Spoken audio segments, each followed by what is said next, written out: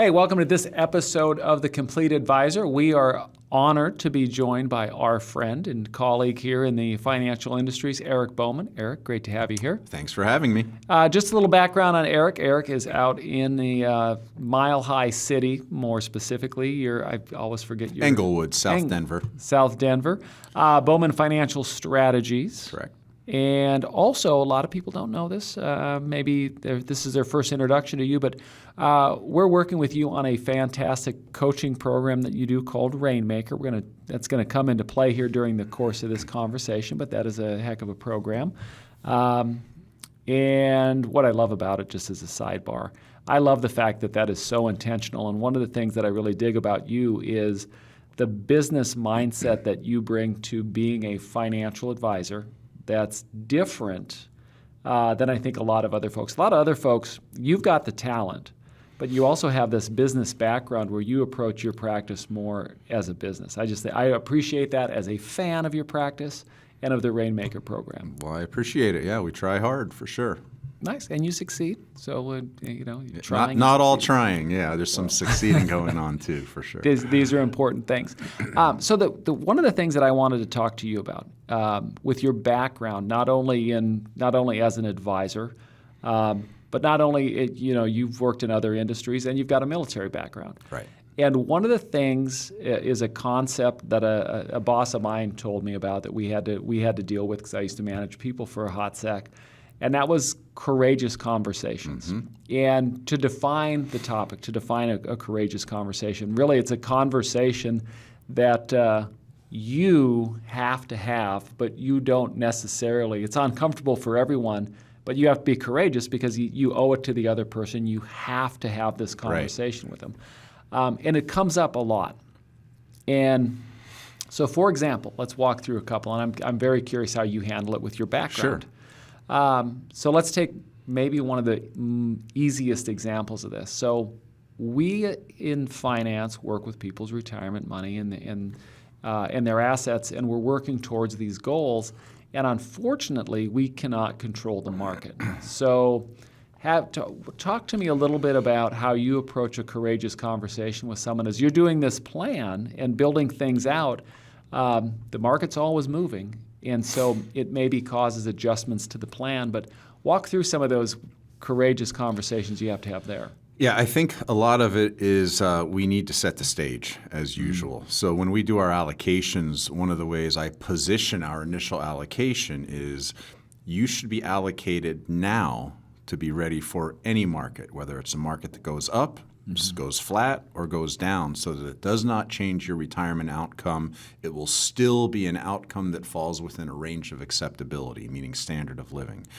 So when we come up with our asset mix, which includes stocks, bonds, fixed annuities, fixed index annuities, and other strategies, the point of that is to create a limitation on volatility, but still provide enough upside to reach our goals from a return perspective that removes the idea that people have to make emotional decisions like go to cash at just the wrong time.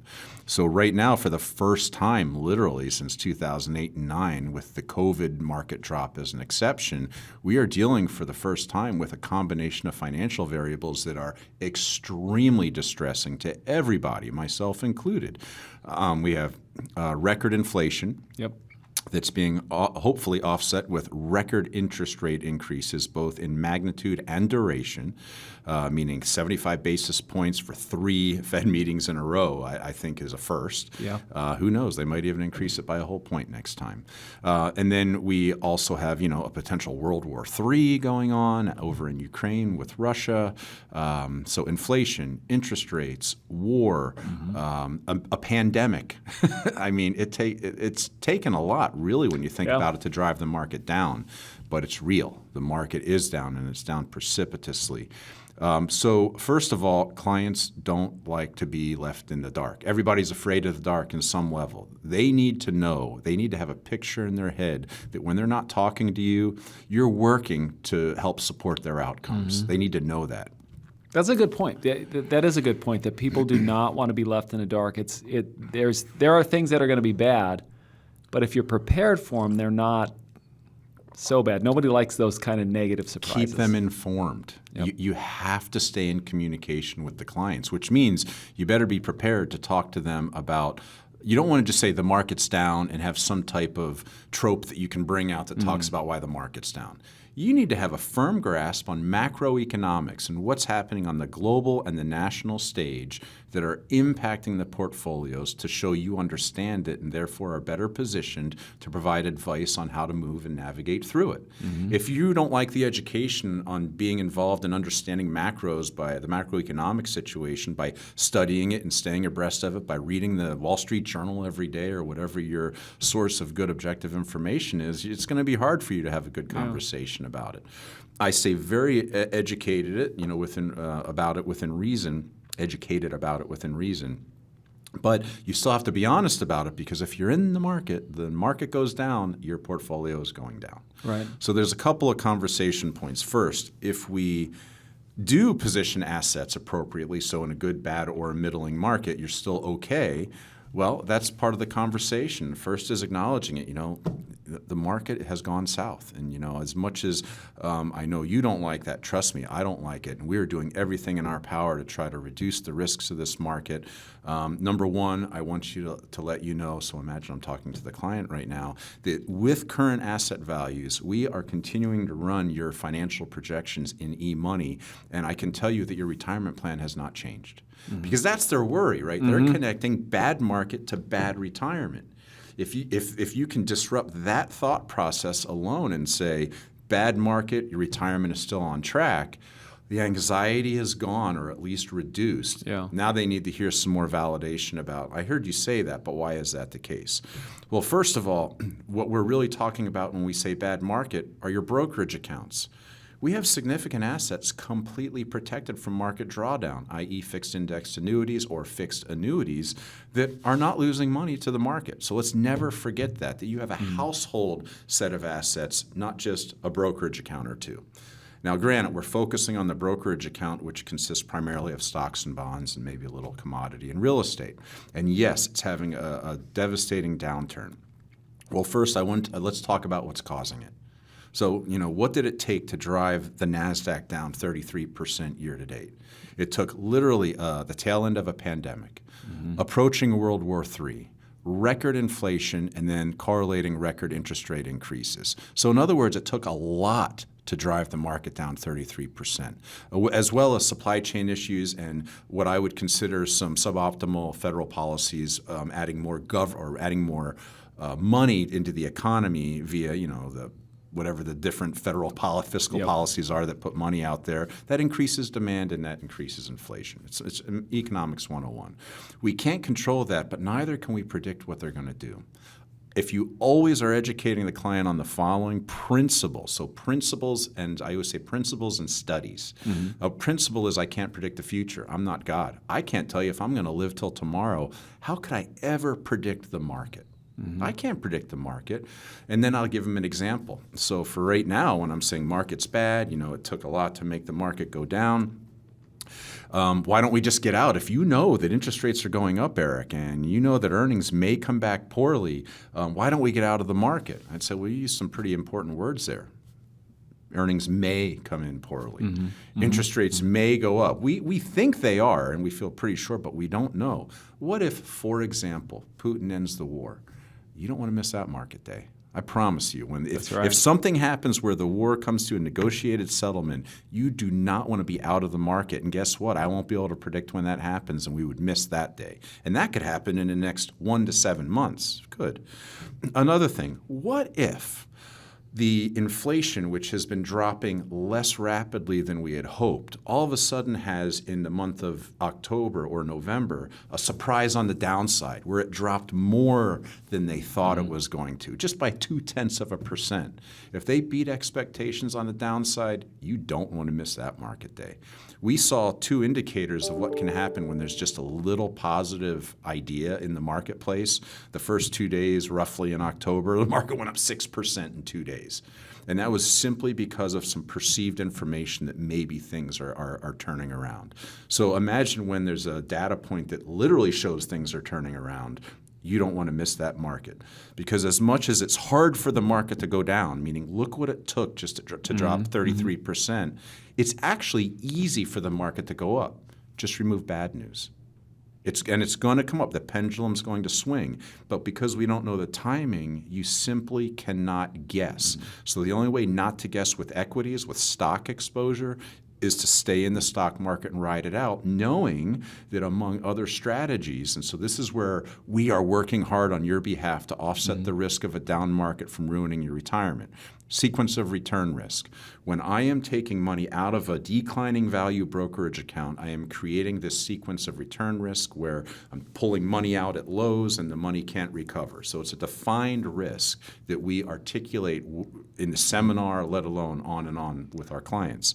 So if I show them I'm reducing that by stopping their distributions from their brokerage account, and now I'm using the free withdrawal provision of the annuities, I have showed them that I've taken a step to offset one risk associated with market drops. They're like, thank God I'm with you.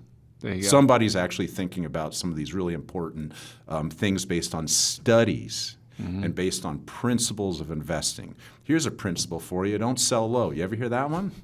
Well, maybe it wouldn't make sense to sell and go to cash right now, because that defies the most basic principle of investing. That's right. And like, what if it goes lower? Maybe we should move into the stock market as it goes lower.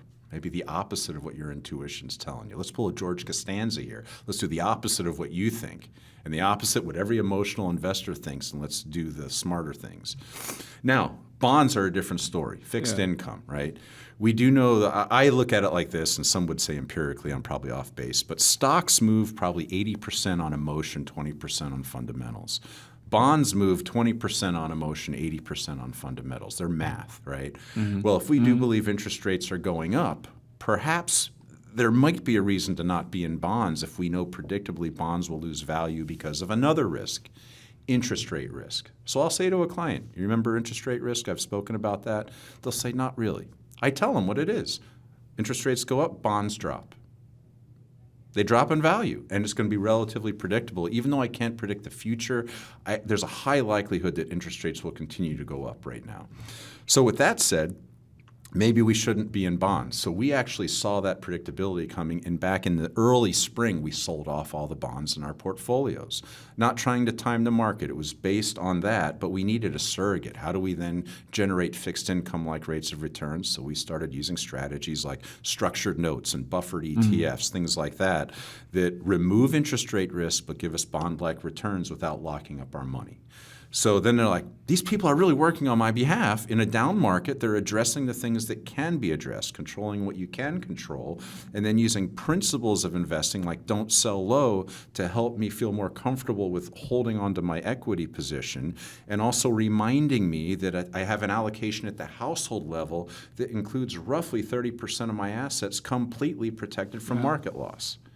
So now you start talking about those pieces together, and then you're actually putting these tactics in place, and they see the result of it, because when I do a review, I say, you see that interest that just landed in your account? That was from the structured note. Imagine if it was in bonds, you simply would have lost value. So we've created a scenario where you have the delta of a reduction that would happen in bonds compared to the plus you got in the structured note. That difference is pretty monumental compared to the way a 60-40 portfolio might have otherwise functioned. So I'm educating them based on key principles. Number one, I cannot predict the future. Number two, you can't because you can't predict the future, don't make changes based on guesses. And then you've got some empirical studies that will support things like when interest rates go up, bonds go down. That's interest rate risk. Sequence of return risk is mathematical. How do we reduce that? By using different tactics for alternative distribution sources. So educating them, keeping them in the light, and making sure they understand that you are always thinking about them, not the client base, them. Yeah.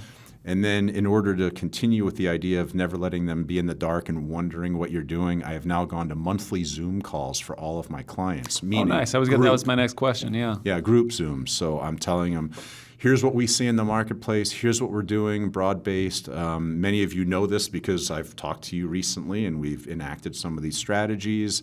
here's how they're working. And as we keep our eye on the macroeconomics, I give an update on the current situation and a couple of the trends that might happen in the future, which always mean it could be good, it could be bad, it could be in the middle. It's always the same. So this actually goes to some conversations we've had on your podcast, where we talk about kind of setting the expectations, Right. but setting the table up. It's not just this conversations; it's built upon this foundation like that. So really, you're almost getting an opportunity to remind somebody and walk them through your value proposition by taking advantage of that courageous conversation.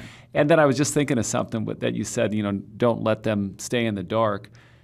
Humans, we have an amazing ability to craft a narrative. If I don't have anything else, I can make the worst story in my head come together to fit the little bit of facts, unless you give me something to do. Okay, so that's courageous conversation when it comes to the market.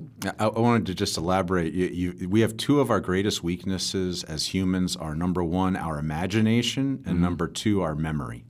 Because we're never really thinking about what's going on right now. So our memory is always thinking about all the bad things that have happened in the past. And our imagination is taking that and crafting a bad future sometimes, as opposed to thinking about what's reality, what's actually happening right now. Yeah, and the other thing, if you're not there as an advisor talking to your clients, somebody else is. Yeah, well, just one contrast to the way we talk, which is we can't predict the future. Some people would say, as an advisor, you're literally going to admit that? I'm like, pretty straightforward admittal that I can't predict the future. Let's contrast that to an advisor that says, I have some special sauce, and when you invest with me, I'm going to get you greater rate of return compared to anybody else.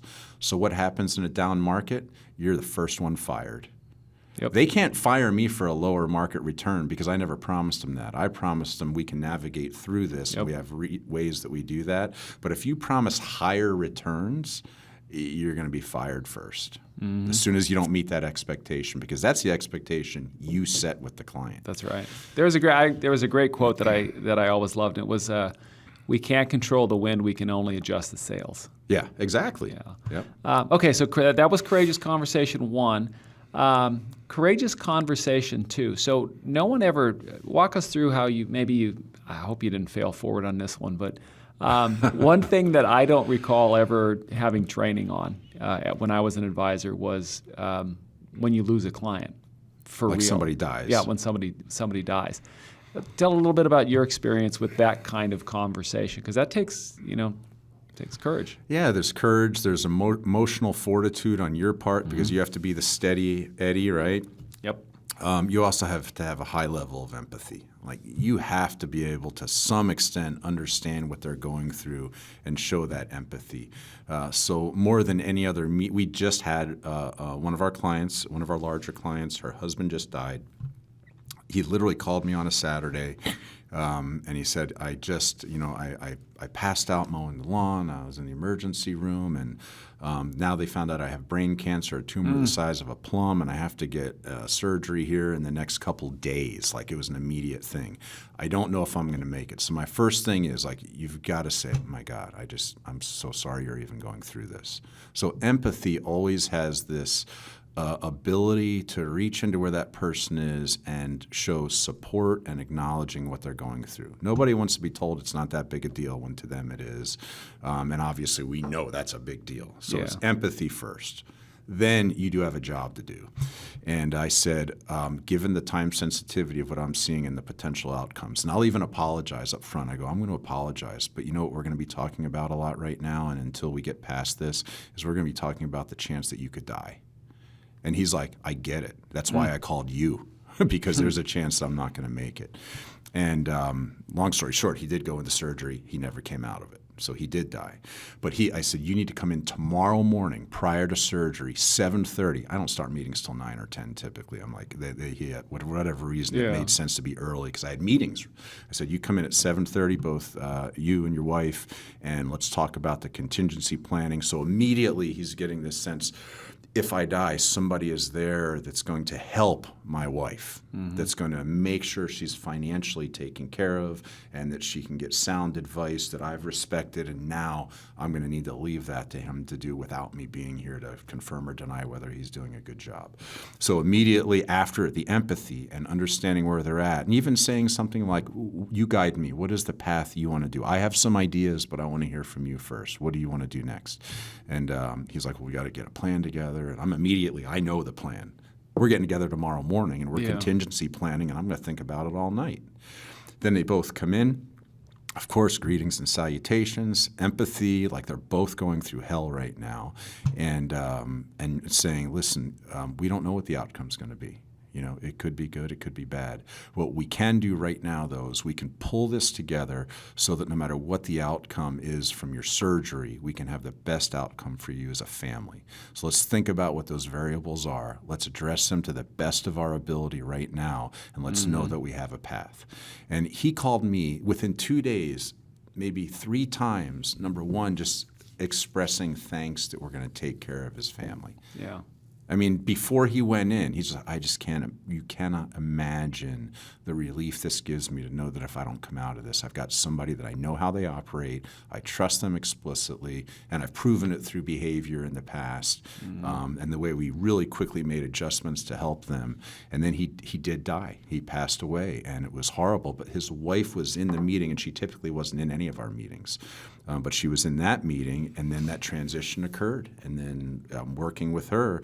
And what we did is we set up a repetition. I said, until everything's taken care of, all benefits are paid, rewrapping the estate the way it needs to be, let's have you come in every single week at the same time. And so we set up a schedule. And so for the next 6 weeks in a row, she came in, she would bring all the papers she got, laid them on the table. We would literally open envelopes together. There would be 30 or 40. I mean, insane the amount of paperwork. But letting her know basically that on top of losing her husband, does she now have to worry about making huge mistakes that could cause her major tax problems, money problems, quality of life problems, you name it. So you have to understand through empathy what is their real concern, and it's all of that. So then the way to address it is to say, here's what we're going to do. You're going to come in every week. You're going to bring in every document you have so that we can review it together, and I can show you what's important, what's not important, what we can recycle, what we need to maintain, and then you're going to know where we are in every step of the process when it comes to transitioning assets appropriately into your name, as is the way when a spouse passes away, and following all federal and state law so you don't run into any tax issues or anything else. And she's just like, just a weight falls off. Yeah. You know, always keep tissue boxes and candy in your office too, because people cry and people need sugar sometimes, and it just happens. And you need to be able to allow people to cry and to be quiet. Just let people get it. She wanted to talk about her husband, and I liked him. I like talking about him too. But when somebody is needing, like, let's say, get it off their chest, you have to just let them do it. Like, get comfortable. Sit back and say, tell me more. And they will tell you the life story about their spouse. You never want to stop somebody from doing that. You have to allow people to go through these phases, and you can't just be the robotic guy getting stuff. It's got to be this combination of counselor, empathy, and then you have to get the job done too. But the job is almost the tertiary, the third thing. Because that won't happen as well if you don't allow the first two things to happen. Is this something that you've picked up over time, or is this something that you have a mentor? Or No, I will tell you that the way I've approached it, and I've probably gotten better at it. But I mean, if you have an empathetic bone in your body, first of all, I think you realize that. Start there. We're humans. How do humans approach stress, anxiety, loss? And you have to just go in there and say, I'm going to listen and be empathetic. I'm going to care about the person, and I'm going to let that drive my responses or lack thereof. Like literally, what's the position I'm approaching the meeting from? I'm going to approach it from empathy, and I'm going to move in the moment, but I'm going to use that as my guide. But I mean, and that's the way I did it. So when somebody started talking, like I have my own conversation going on in my head. Sure. I'm not just a blank slate listening to somebody empathize or talk. Yeah. But as they were talking, I would literally be coaching myself. You're like, don't butt in. Just let her keep going. Yes, she's repeated this 3 times. Obviously, she needs to say it.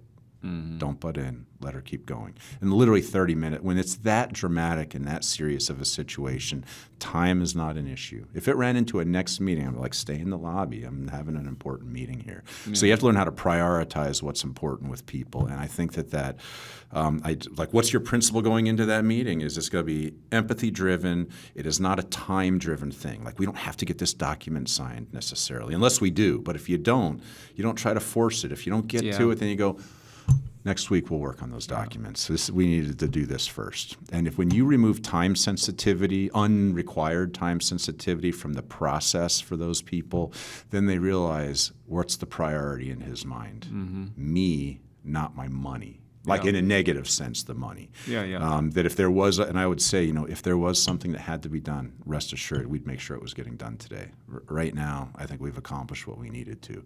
So it was just, what's your perspective going in? And remember, people are people, and humans have emotions, and you have to learn how to do that. But you're trying to be the steady one, though. Sometimes it's hard. You want to cry in the meeting with them, and I mean it's happened once or twice practically. But you've got to be the steady one because they need a rock. Right? Yeah. They need somebody they can count on. All right, so we're gonna go to my third. I have my third one. Courageous conversation. You are a coach. You coach other advisors in the program. So you've got Rainmaker programs. So here's what I'm thinking. This has got to be a courageous conversation. It has to come up at some point where you've got advisors coming in, and they're already good. They want to be great. They want to process. They want to learn. But I imagine there's some folks that may be a little headstrong. Maybe some folks that are doing things that they think they're great, and they're maybe not so great.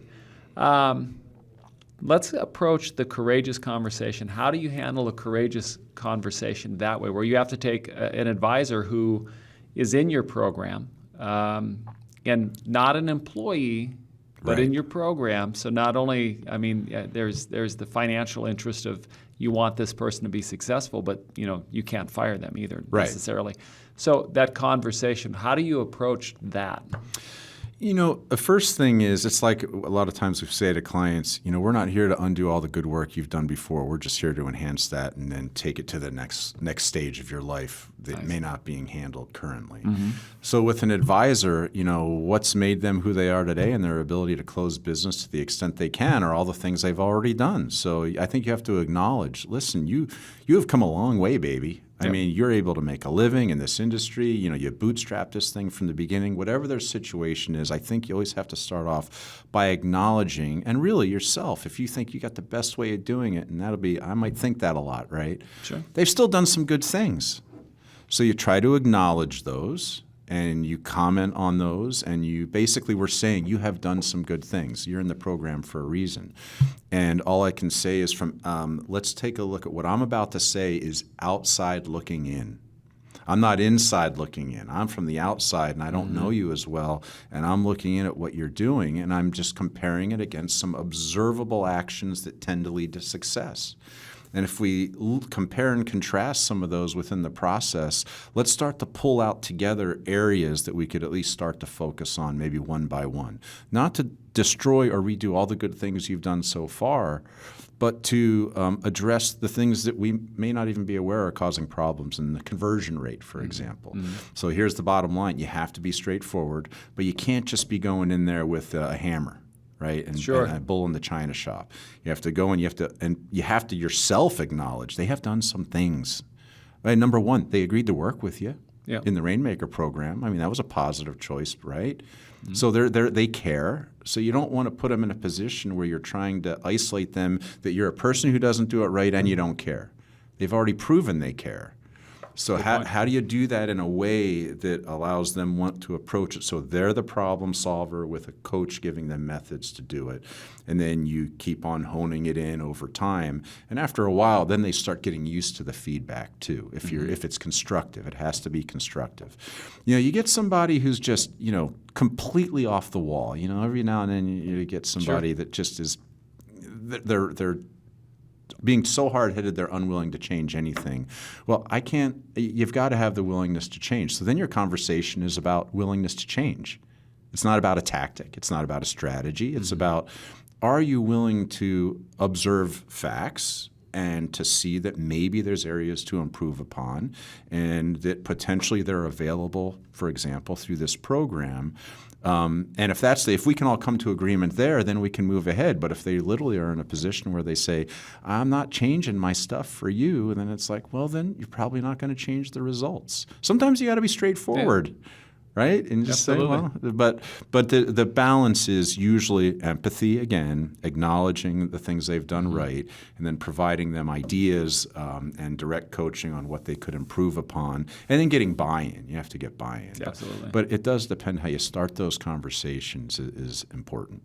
I think it's interesting. So we're coming to the end of the episode here, and I think looking back as we've been talking, there are, in these three different courageous conversations, these three different types, there are these commonalities of communicating, giving the information. But then the other thing that's interesting is the solution.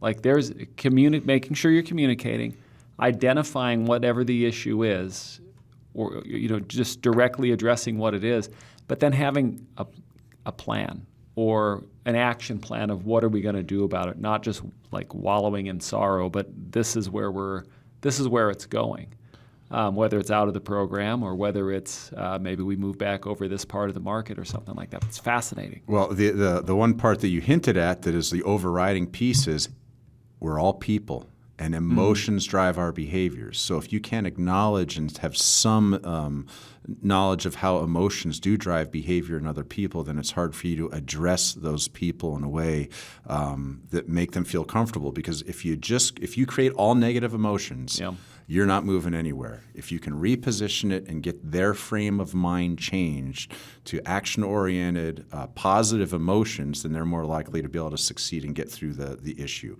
If it's all negative and they're scared, that's fight or flight. Yep. Fighting and fleeing don't sound very productive unless you're being chased by a bear. Exactly. So you've got to get them out of that kind of primitive mindset and get them thinking with some logic, but also acknowledging, listen, I understand this is a scary market. Trust me, you don't think I wish it was better. Yeah. I want to see all my clients making more money, and I have a vested interest in that through our asset under management fee. I'll even lay that one down for them. I'm like, obviously, I'm doing everything I can to make your money more than it was yesterday. So empathy, you have to understand the emotional side to some extent. And if you don't feel like, I'm not a psychologist, how can I do that? I'd say start off with this. Just care. Yeah. Show them you care. Even if you're not good at the things you do, if you show them you care, they're going to probably hang around. Nice. That's a perfect spot to wrap this episode. So Excellent. I look forward to having you back on. It is always a treat having you here in Kansas City. I look forward to our next conversation. Thanks a lot. Great to see you, Dennis. Good seeing you, Ben. This podcast is for financial professional use only and not for use with the general public. The information provided is the exclusive property of Creative One and is protected by copyright and other intellectual property laws of the United States. This material has been prepared for informational and educational purposes only. It is not intended to provide, and should not be relied upon for, accounting, legal, tax or investment advice. Creative One is not responsible for the results of programs discussed on this podcast or any liability stemming from the use of it.